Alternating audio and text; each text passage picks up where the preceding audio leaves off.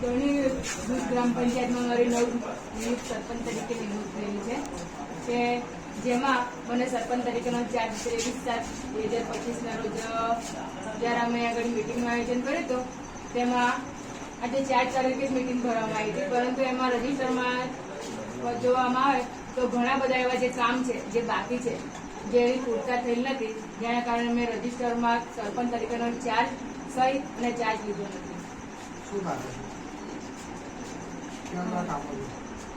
એમાં જે કામો બતાવેલા છે રજીસ્ટરમાં એ જમીન લેવલે થયેલા નથી, જેના કારણે મારે ચાર્જ લેવાનું. કેટલા કરોડના કામો જમીન ઉપર થયેલા નથી અને જે તમને બેંકની કિલ્લક આપવામાં આવી કે પછી ભ્રષ્ટાચાર કરવામાં આવ્યો, કેટલા કામો છે ને કેટલા કરોડના છે?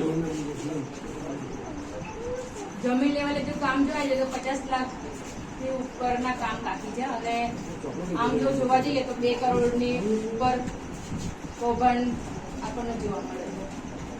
તમે સર્વે કર્યું સરપંચ બન્યા ત્યારે એવા કેવા કામો હતા કે જે કાગળ પર જ નથી અને થઈ ગયા હોય, કઈ યોજનામાં એવા છે?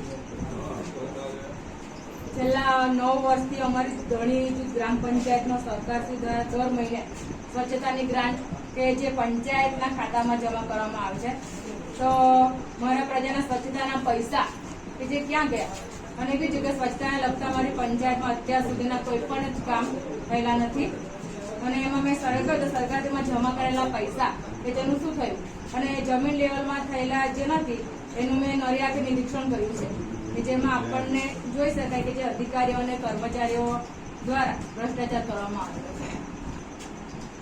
બેન, ગામમાં 1-2 કામ એવા ગયા છે કે તમારે નજરે જોયા અને જે થયા જ નથી કાગળ ઉપર? એમાં અમારા ગામથી સ્મશાન સુધી સીસી જે રોડ છે એ બંને ગ્રાન્ટમાં ગ્રાન્ટમાંથી એક જ કામ 2 વાર બતાવેલા છે. બીજા કોઈ ટાંકીના બોરના કામો એવા કયા છે કે જે થયા જ નથી ને કાગળ ઉપર 15મા નાણાપંચ યોજનામાં ખર્ચ પાડવામાં આવ્યું? એમાં કુલ મુકાયેલા કામોમાં 70 કામો છે, તે પૈકી 2 કામો ચાલુ અને બીજા 7 કામો તે પૂરા થયેલા છે, જેમાંથી કુલ કિંમત 45,21,131. જેમાં 2 કામો 1,49,000 છે. એમાં પૂરા થયેલા કામ આપણે જોવા જઈએ તો એમાં 11,50,399 છે. હવે પછી બીજું કે ડ્રેનેજ કન્સ્ટ્રક્શન વોટર લાઈનનું કામ કાઢીને બધું કે જેમાં એની રકમ 1,79,000 છે. થયેલા જ નથી એમાં કે જેમાંથી 15મા નાણાં પંચમાંથી જે આ કામ લીધેલું હતું એ પણ અધૂરા બોલે છે. શું માંગ છે? સરકારી ચોપડે ખર્ચો પડી ગયો?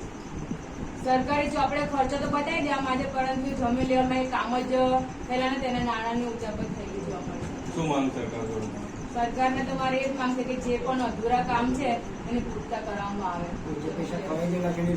અને જે પણ પૈસા જે ઉચાપત થઈ ગયા છે એની રિકવરી કરવામાં આવે. શું નામ તમારું?